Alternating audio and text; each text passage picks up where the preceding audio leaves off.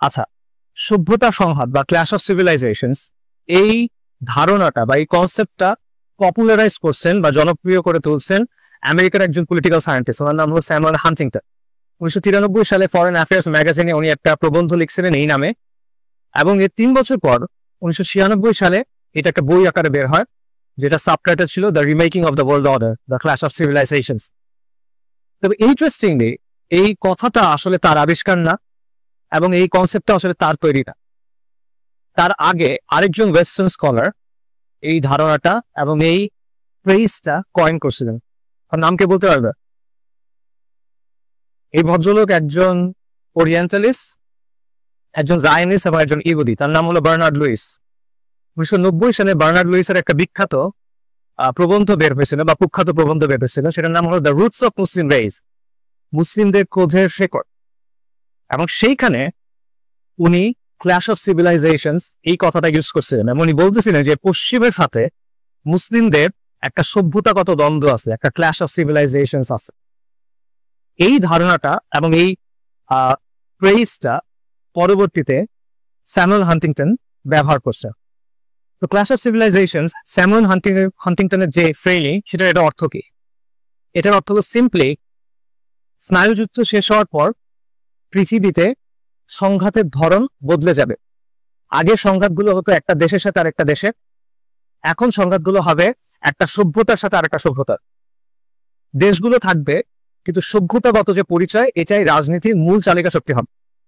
এবং বিভিন্ন সভ্যতার মধ্যে যে পার্থক্যগুলো আছে, বিশ্বাসের পার্থক্য, মূল্যবোধের পার্থক্য, সংস্কৃতির পার্থক্য, এই পার্থক্যগুলোর কারণেই সংঘাত হবে। এবং হান্টিংটন আরো একটা কথা বললেন, সেটা হলো দুটা সভ্যতার দিক থেকে পশ্চিমাদের জন্য চ্যালেঞ্জ আসবে। দুটা সভ্যতার সাথে পশ্চিমা সভ্যতার সংঘাত হবে। একটা হলো চৈনিক সভ্যতা, সিনিক সিভিলাইজেশন, চীন সহজ ভাষায়, আরেকটা হলো ইসলাম। আচ্ছা, তো হান্টিংটনের এই যে থিসিসটা বা তার যে তত্ত্বটা, এটার পক্ষে বিপক্ষে অনেক তর্ক আছে, অনেকে এটার সমালোচনা করছে। হান্টিংটনের যারা ব্যাপক সমালোচনা করছেন তাদের মধ্যে সবচেয়ে জনপ্রিয় ক্রিটিক সম্ভবত এডওয়ার্ড সাইড। আপনি এডওয়ার্ড সাইডের নাম অনেকেই শোনার কথা, ওরিয়েন্টালিজমের লেখক। এডওয়ার্ড সাইড যেটা বলছেন সেটা হলো হান্টিংটন এবং বার্নার্ড লুইসরা সভ্যতাকে অতি সরলীকরণ করছেন, ওভার জেনারেলাইজেশন করছেন। তারা ব্যাপারটা এমন ভাবে প্রেজেন্ট করছেন যে একটা সভ্যতার ভেতরে সবাই মনে হয় একই রকম চিন্তা করে, একইভাবে একই দৃষ্টিভঙ্গি রাখে, সবাই মনে হয় একই ব্যাখ্যা অনুসরণ করে। সো এডওয়ার্ড সাইডের অ্যাকচুয়াল কথাটা ছিল যে ইসলামকে এসেনশিয়ালিস্ট ভাবে উপস্থাপন করা হয়েছে, এসেনশিয়ালিস্ট ভাবে উপস্থাপন করা হয়েছে। এটা মানে হলো মুসলিম উম্মার ভেতরে সবাই একরকম না, এখানে বিভিন্ন দৃষ্টিভঙ্গি আছে, এখানে বিভিন্ন বৈচিত্র্য আছে, বিভিন্ন ধরনের ব্যাখ্যা আছে, বিভিন্ন ধরনের দৃষ্টিভঙ্গি আছে। তো হান্টিংটন এবং বার্নার্ড লুইস ব্যাপারটা এভাবে প্রেজেন্ট করছেন যে সব মুসলিম মনে হয় একই রকম, সবাই মনে হয় একইভাবে চিন্তা করে, এখন সবাই মনে হয় পশ্চিমকে শত্রু হিসেবে দেয়। এটা ঠিক না। এটা কার কথা? এডওয়ার্ড সাইডের কথা। এডওয়ার্ড সাইড বলতেছেন এই ক্ল্যাশ অফ সিভিলাইজেশনস এর তত্ত্ব, এটা একটা বানোয়ার তত্ত্ব, এটা একটা বিপজ্জনক তত্ত্ব, এবং এটার পিছনে রাজনৈতিক একটা উদ্দেশ্য আছে। ইনফ্যাক্ট অনেকে যেটা বলছে সেটা হলো এটা হলো একটা ফরমাইজ তত্ত্ব, কারণ স্নায়ুযুদ্ধ শেষ, আমেরিকার এখন নতুন শত্রু দরকার। এই নতুন শত্রু খোঁজার জন্য তারা চীন এবং মুসলিমদের শত্রু হিসেবে চিহ্নিত করছে। এটা হলো এডওয়ার্ড সাইডের কাউন্টার আর্গুমেন্ট, এবং আরো অনেকে। বাট এটারও কাউন্টার আর্গুমেন্ট আছে। কাউন্টার আর্গুমেন্টটা কি? সেটা হলো, ধরেন আমরা মানলাম যে একটা সভ্যতার মধ্যে বৈচিত্র্য আছে, একটা সংস্কৃতির মধ্যে সবাই একইভাবে চিন্তা করে না, বিভিন্ন ব্যাখ্যা থাকে, বিভিন্ন দৃষ্টিভঙ্গি থাকে, সত্য। তারপরও তো মৌলিক কিছু বিষয় থাকে যেগুলো এক, কোর কিছু বিশ্বাস তো ডেফিনেটলি থাকে, নিশ্চয়ই কিছু মূল্যবোধ থাকে, নিশ্চয়ই কিছু বৈশিষ্ট্য থাকে যেগুলোর ব্যাপারে সবাই একমত। একমত দেখেই তো সেটা স্বতন্ত্র একটা সিভিলাইজেশন, একমত দেখেই তো সেটা স্বতন্ত্র একটা সংস্কৃতি। যদি প্রত্যেকটা বিষয় বিতর্কিত হয় তাহলে ওটা তো কোনো একক জিনিস না, এটা ভিন্ন ভিন্ন জিনিস। একটা উদাহরণ দেয়, মনে করেন আমাদের মধ্যে সালাতের ব্যাপারে বিভিন্ন ফিকহি মতপার্থক্য আছে। নামাজ করার সময় আমরা হাত কোথায় বাঁধবো, কিভাবে বাঁধবো, আমিন কিভাবে বলা হবে, আস্তে না জোরে, রুকুতে সিজদাতে কিভাবে যাওয়া হবে, ইত্যাদি অনেক বিভিন্ন মতপার্থক্য আছে না? এটা হলো ফিকহি মতপার্থক্য, শাখাগত মতপার্থক্য। কিন্তু মৌলিক বিষয়ের ব্যাপারে দ্বিমত আছে কিনা? সালাত যে আদায় করতে হবে, 5 ওয়াক্ত সালাত যে ফরজ, এটাতে তো দ্বিমত নাই। এখন কেউ যদি বলে না, তুমি বলতে পারো না সব মুসলিমরা মনে করে 5 ওয়াক্ত সালাত ফরজ, এই বলাটা ঠিক হবে না, এটা একটা এসেনশিয়ালিস্ট ব্যাখ্যা। মুসলিমদের মধ্যে বিভিন্ন দৃষ্টিভঙ্গি আছে, অনেকে তো সালাত পড়েই না, অনেকে মনে হয় তিন ওয়াক্ত সালাত, রাইট? তখন কি এটা গ্রহণযোগ্য কথা হবে না। সো একই কথা আপনি ক্লাস অফ সিভিলাইজেশনের ব্যাপারে বলতে পারেন যে ঠিক আছে বৈচিত্র্য আছে, তারপরে তো মৌলিক কিছু কোর বিষয় আছে প্রত্যেক সভ্যতার, এবং সেই বিষয়গুলোর ক্ষেত্রে পার্থক্য হতে পারে, সেই পার্থক্যের ভিত্তিতে সংঘাত হতে পারে। ঠিক আছে, এখানে আমরা ডিকোলোনিয়াল পার্সপেক্টিভটাও দেখতে পারি। এডওয়ার্ড সাইড তাকে পোস্ট কলোনিয়াল স্টাডিজ বা ডিকোলোনিয়াল স্টাডিজের অত্যন্ত ব্যাপকভাবে তিনি এটাকে প্রভাবিত করছেন। তবে এই জায়গায় একটা পার্থক্য আছে, as far age I understand it. পার্থক্যটা হলো এডওয়ার্ড সাইড বলেন যে হান্টিংটনের ফ্রেমিংটা ভুল এবং আসলে এখানে কোনো সংঘাত নাই। আর ডিকোলোনিয়াল স্টাডিজ বলে হান্টিংটনের ফ্রেমিং ভুল, কিন্তু এখানে আসলে একটা সংঘাত আছে, একটা লড়াই আছে। তবে লড়াইটা 90-এর দশক থেকে শুরু না, লড়াইটা শুরু কয়েক শতাব্দী আগে থেকে, কলোনিয়ালিজমের সময় থেকে। পশ্চিমারা যখন সারা বিশ্বে আগ্রাসন চালালো, সারা বিশ্বে তাদের ব্যবস্থা চাপাই দিলে, তখন থেকেই লড়াই শুরু। এবং এটা আসলে সংঘাত না, সংঘাত হয় সমানে সমানে। ইসরায়েল আর প্যালেস্টাইনের মধ্যে, ফিলিস্তিনিদের মধ্যে যখন লড়াই হয়, এটা সংঘাত কিনা না, একটা দখলদারিত্ব, একটা হলো প্রতিরোধ। তো ডিকোলোনিয়াল স্টাডিজ বলে যে এটা হলো ইম্পোজিশন এবং রেজিস্ট্যান্স, আগ্রাসন এবং প্রতিরোধ। এই জায়গায় তাদের একটা মতপার্থক্য আছে। সো এটা হলো সভ্যতার সংঘাতের অরিজিন এবং এই ব্যাপারে নানা ব্যাখ্যা, তর্ক ইত্যাদি। এখন এই জায়গায় আমরা আমাদের জায়গায় আসি, ইসলামের জায়গা থেকে সভ্যতার সংঘাতের ব্যাপারে আমাদের অবস্থান কি, আসলেই কি এখানে কোনো সংঘাত আছে কিনা। এখন আমরা এভাবে চিন্তা করতে পারি যে সভ্যতার সংঘাতের তত্ত্ব দিচ্ছে প্রথমে একটা ইহুদি জায়নিস্ট ওরিয়েন্টালিস্ট খারাপ লোক, আর এটার বিরুদ্ধে বলছে এডওয়ার্ড সাইড যে একটা ভালো লোক, ফিলিস্তিনি লেফটিস্ট লোক, ফিলিস্তিনের পক্ষে ভালো ভালো কথাবার্তা বলছে, সাম্রাজ্যবাদের সমালোচনা করছে। তার মানে সভ্যতার সংঘাত বলে আসলে কিছু নাই না, ব্যাপারটা এরকম না। এটা তো সিম্পলি চিন্তা করলে হবে না। আমরা হান্টিংটনের ফ্রেমিং বাদ দিলাম, আমরা বার্নার্ড লুইসের কথা বাদ দিলাম, আমরা ইসলামের জায়গা থেকে দেখি আধুনিক পশ্চিমা যে সভ্যতা, এটার সাথে ইসলামের সংঘাত আছে কিনা, আধুনিক পশ্চিমা সভ্যতার সাথে ইসলামের দ্বন্দ্ব আছে কিনা। অবশ্যই আছে। কেন?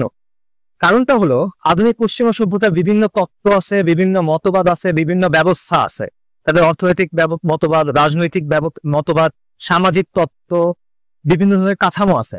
কিন্তু এই সবগুলোর উৎসটা কি, এই সবগুলোর ভিত্তিটা কি, এই সবগুলোর ভেতরে কি আছে? এই সবগুলোর ভেতরে আপনি তিনটা মৌলিক ক্যারেক্টারিস্টিক্স দেখতে পাবেন সব সময়। প্রথম ক্যারেক্টারিস্টিক্স হলো, বা প্রথম বৈশিষ্ট্য হলো, ক্যারেক্টারিস্টিক হলো যে এই সব কিছুর ভিত্তি হলো মানুষের আকল, মানবীয় বিচার বুদ্ধি। যত মতবাদ, যত তত্ত্ব, যত ব্যবস্থা, এগুলো সবকিছুর উৎস কি? মানবীয় বিচার বুদ্ধি। এটাই মূল মাপকাঠি। এবং যখন মানবীয় বিচার বুদ্ধিকে মাপকাঠি হিসেবে গ্রহণ করা হচ্ছে, তখন আপনার কোন জিনিসটাকে অস্বীকার করতে হচ্ছে? আপনার আসমানি কিতাব এবং রিসালাতকে অস্বীকার করা হচ্ছে। কোন একটা বিষয়ে ওয়াহি বলতেছে এ আর মানুষের আকল বলতেছে বি, আধুনিক সভ্যতা কোনটা গ্রহণ করবে? সবসময় সে বি গ্রহণ করবে। তার মানে হলো সে রিসালাত এবং ওয়াহির কর্তৃত্বকে অস্বীকার করতেছে। এবং এটার অনুসিদ্ধান্ত বা এটার লজিক্যাল ফলাফল হলো সে সমাজ এবং শাসনের ক্ষেত্রে মহান আল্লাহর যে কর্তৃত্ব, সেটাকে কি করতেছে? অস্বীকার করতেছে। আরো সহজভাবে চিন্তা করে, পশ্চিমা সভ্যতার সাথে আমাদের যে দ্বন্দ্ব, এটাকে তিনটা প্রশ্নের মধ্যে আনা যায়। কর্তৃত্ব কার? মাপকাঠি কি? অনুসরণীয় কে? সিম্পল। কর্তৃত্ব কার? পশ্চিমা সভ্যতা বলবে কর্তৃত্ব মানুষ, মানুষের কর্তৃত্ব, সবার উপর মানুষ সত্য, তাহার উপর নাই। মাপকাঠি কি? মানুষের বিচার বুদ্ধি, মানবীয় তত্ত্ব, মানবীয় ব্যবস্থা। অনুসরণীয় কে? অনুসরণীয় মানুষ। কোন মানুষ? সেখানে মতপার্থক্য হতে পারে। কেউ বলবে গ্রিসের ফিলোসফাররা, কেউ বলবে মধ্যযুগের পলিম্যাথরা, নিউটন বা লিওনার্দো দা ভিঞ্চি, এই টাইপের লোকেরা। কেউ বলবে বিজ্ঞানীরা, আইনস্টাইন বা এই টাইপের কেউ। অথবা কেউ বলবে এখন কি বলো সেলিব্রিটিরা, ইনফ্লুয়েন্সাররা, যাত্রাপাড়ার ভাড়রা, নর্তকীরা, রাইট, বাইজিরা, এরা হলো এখন অনুসরণীয়। বাট মানুষ, প্রতিটা জায়গায় মানুষ, সবার উপর মানুষ সত্য, তাহার উপর না। এটা হিউম্যানিজমের কথা। আমাদের সিস্টেম, বর্তমান বিশ্ব চলে কিসের উপরে? সেকুলার হিউম্যানিজমের উপরে। আর এখানে ইসলাম কি বলো? মাপকাঠি কি? আল ফুরকান। কর্তৃত্ব কার? আল্লাহু আকবার। সবকিছুর উপরে আল্লাহর কর্তৃত্ব, সবকিছুর ঊর্ধ্বে আল্লাহ। অনুসরণীয় দৃষ্টান্তকে রাসূলুল্লাহ সাল্লাল্লাহু আলাইহি ওয়াসাল্লাম। কেন? কারণ তিনি আল্লাহ প্রেরিত পুরুষ। এই জায়গায় আপনি দেখেন পশ্চিমা সভ্যতা যে কাজটা করতেছে, যেই বিষয়টা আল্লাহর জন্য নির্দিষ্ট, সেটা সে এনে কার উপর আরোপ করতেছে? মানুষের উপর আরোপ করতেছে। যে জিনিসটা আল্লাহর জন্য নির্দিষ্ট সেটা যখন অন্য কারোর উপর আরোপ করা হয় এটাকে আমরা ইসলামে কি বলি? তার মানে পশ্চিমা সভ্যতার সাথে আমাদের দ্বন্দ্ব আছে কি না? অবশ্যই আছে। এটা আকাইদি দ্বন্দ্ব, আর এটা নতুন কোনো দ্বন্দ্ব না, এটা মানব ইতিহাসের শুরু থেকে চলা দ্বন্দ্ব। এটা হক ও বাতিলের চিরন্তন দ্বন্দ্বের অংশ। এভাবে চিন্তা করেন, একটা বইয়ে একটা মূল ক্যারেক্টার থাকে আর অনেকগুলো পার্শ্ব চরিত্র থাকে। একটা বইয়ে একটা মূল স্টোরি লাইন থাকে আর অনেকগুলো সাবপ্লট থাকে। বনি আদমের যে ইতিহাস সেখানে মূল ক্যারেক্টার কারা? বনি আদমের যে ইতিহাস এখানে মূল স্টোরিটা কি? এখানে মূল ক্যারেক্টার হলেন আম্বিয়া কেরাম আলাইহিমুস সালাতু ওয়াস সালাম। বনি আদমের শুরুটা হলো একজন নবীকে দিয়ে, আদম আলাইহিস সালাম, এবং তাদের মিশনটা কি, তাদের স্টোরিটা কি, তারা কেন দুনিয়াতে আসছে। ওয়ালাকাদ বা'আসনা ফি কুল্লি উম্মাতিন রাসূলান আন ইবুদুল্লাহ ওয়াসতানিবুত তাগুত। প্রত্যেক কওমের কাছে রাসূল পাঠানো হয়েছে এই মর্মে যে তোমরা তাগুতকে অস্বীকার করো এবং এক আল্লাহর ইবাদত করো। রাইট? কাজেই রাসূল, এটাই হলো মানব ইতিহাসের মূল দ্বন্দ্ব, তাওহীদের সাথে শিরকে, ঈমানের সাথে কুফরের, ইসলামের সাথে জাহেলিয়াতে। রাসূলুল্লাহ সাল্লাল্লাহু আলাইহি ওয়াসাল্লামের সাথে কুরাইশের দ্বন্দ্বটা কি নিয়ে ছিল? এটা অর্থনৈতিক দ্বন্দ্ব, রাজনৈতিক দ্বন্দ্ব না, এই জিনিসটা নিয়ে দ্বন্দ্ব, ইসলাম এবং জাহেলিয়াতের দ্বন্দ্ব। ইব্রাহিম আলাইহিস সালামের সাথে তার পিতার দ্বন্দ্বটা কি নিয়ে? তার কওমের দ্বন্দ্বটা কি নিয়ে? সেম, ইসলাম এবং জাহেলিয়াতের দ্বন্দ্ব। একইভাবে পশ্চিমা সভ্যতার সাথে আমাদের দ্বন্দ্বটা এই দ্বন্দ্বের অংশ। এটা হক এবং বাতিলের চিরন্তন যে দ্বন্দ্ব সেটার অংশ। এবং এই দ্বন্দ্বটা বহুমুখী, এটা শুধুমাত্র রাজনৈতিক না, এটা শুধুমাত্র অর্থনৈতিক না। অবশ্যই এখানে রাজনৈতিক দিক থাকে, এখানে অর্থনৈতিক দিক থাকে, কিন্তু এটা একমাত্র দিক না। এখানে বিশ্বাসের ভূমিকা থাকে, এখানে মূল্যবোধের ভূমিকা থাকে, এখানে সংস্কৃতির ভূমিকা থাকে। আমরা অনেক সময় খুব সিম্পলি বলি যে পশ্চিমারা ইরাকে আক্রমণ করছে বা অন্য কোনো জায়গায় আক্রমণ করছে তেলের জন্য। না, তেল একটা রিজন অবশ্যই, মানে এটি একমাত্র রিজন না। এখানে আকীদার একটা সম্পর্ক আছে। সে আপনার কাছ থেকে শুধু আপনার দেশ দখল করতে চায় না, সে আলটিমেটলি কি চায়? আল্লাহ আযজা ওয়া জাল কি বলছে? ইহুদি খ্রিস্টানরা কখনো তোমাদের উপর সন্তুষ্ট হবে না যতক্ষণ না কি হাত্তা তাত্তাবিয়া মিল্লাতাহুম, যতক্ষণ না তুমি তাদের মিল্লাতের অনুসরণ করে। এবং তারা আলটিমেটলি আপনার কাছ থেকে কি চায়? তারা আলটিমেটলি চায় ইসলামের আলোটা নিভায় দিতে। এটা কার কথা? আল্লাহ আযজা ওয়া জালের কথা। ইউরিদুনা লিইউতফিউ নূরাল্লাহি বিআফওয়াহিহিম। তারা তাদের মুখের ফু দিয়ে আল্লাহর দ্বীনকে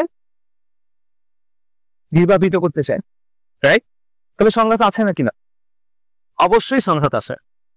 এখানে আপনি দেখেন, এই কথা খালি আমার কথা না, আমাদের পূর্ববর্তীদের কথা চিন্তা করে পশ্চিমা সভ্যতার সাথে আমাদের যে সংঘাত আছে, এ কথা সাইয়েদ কুতুব রাহিমাহুল্লাহ বলছেন, আবুল হাসান নাদভী বলছেন, মুস্তাফা সাবরি বলছেন, মাওলানা মাওদুদী বলছেন, আব্দুল কাদের আওদা বলছেন, আল্লামা আহমদ শাকির বলছেন, আল্লামা শানকিকি রাহিমাহুল্লাহ বলছেন। তারা কি নিজে নিজে বলছেন, বানায় বানায় বলছেন? না, তারা কোরআন এবং সুন্নাহর আলোকে বাস্তবতাকে দেখে এই কথা বলছে।